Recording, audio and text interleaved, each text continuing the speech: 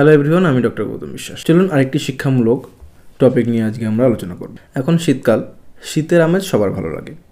শীতকালে খাওয়া দাওয়াটাও ভালো হয়, পিঠে পুলি এরকম অনেক কিছুই খাবার দাবার ঘরে চলছেই, এবং আমরা সোয়েটার টুপি পরে আমরা শীতটাকে খুব সুন্দরভাবে উপভোগ করি।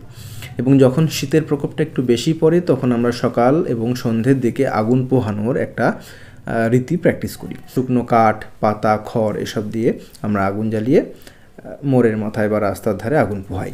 এই আগুন পোহানোটা এই শুকনো পাতা বা কাঠ বা এই অর্গানিক সাবস্টেন্স দিয়ে যতক্ষণ পর্যন্ত হচ্ছে ততক্ষণ পর্যন্ত ঠিক আছে, কিন্তু এখন ম্যাক্সিমাম ক্ষেত্রেই দেখা যায় যে শুরুটা হয় শুকনো কাঠ, খড় এসব দিয়ে, তারপর কিছুক্ষণ পরেই জিনিসটা চলে আসে প্লাস্টিক ব্যাগ, প্লাস্টিক ম্যাটেরিয়াল বা আনইউজড রাবার টায়ার, এই সমস্ত ম্যাটেরিয়াল পোড়ানো হয় এবং তার ফলে বায়ু দূষণ হয়। এবং কিভাবে আমরা অজান্তে এই বায়ুটাকে দূষিত করছি এবং এই দূষিত বায়ু কিভাবে আমাদের শরীরের ক্ষতি করছে সেটাই আজকে আমরা জানব। চলুন জেনে নিই যে এই প্লাস্টিক ম্যাটেরিয়াল বার্নের জন্য বা পোড়ালে কি কি টক্সিক সাবস্টেন্স বাতাসে মেশে।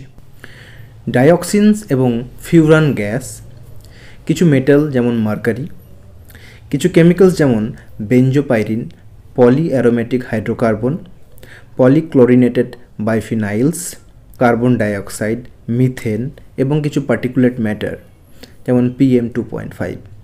এই সমস্ত ম্যাটার শ্বাস প্রশ্বাসের মাধ্যমে আমাদের রক্তে মেশে এবং সেখান থেকে আমাদের শরীরের বিভিন্ন অর্গানে গিয়ে ওরা সেখানে ড্যামেজ করে এবং বিভিন্ন রকমের মারণ রোগের শিকার আমরা হয়ে যাই, এমনকি আমাদের ক্যান্সার পর্যন্ত হতে পারে।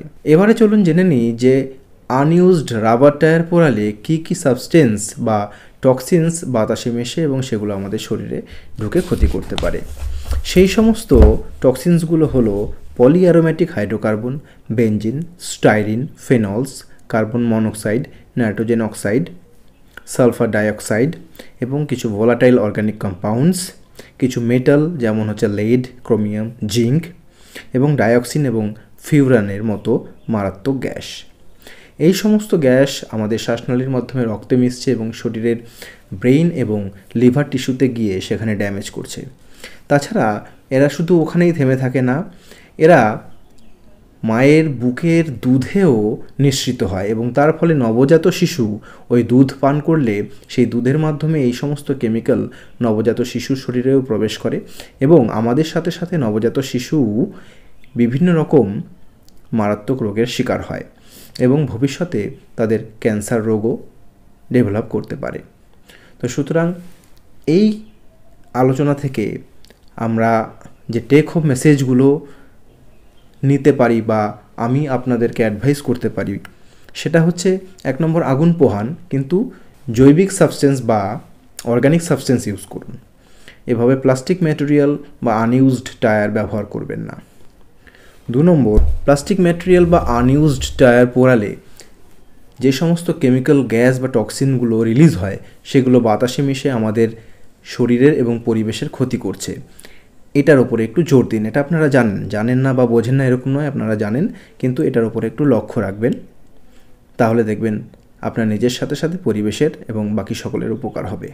বায়ু দূষণ থেকে আমাদের শরীরে বিভিন্ন রকম রোগ সৃষ্টি হচ্ছে, এমনকি ক্যান্সারও সৃষ্টি হচ্ছে এবং এই দূষণ শুধু আমাদের শরীরে থেমে থাকছে না, আমাদের ভবিষ্যৎ প্রজন্মেও এই দূষণ তার ছাপ রেখে যাচ্ছে।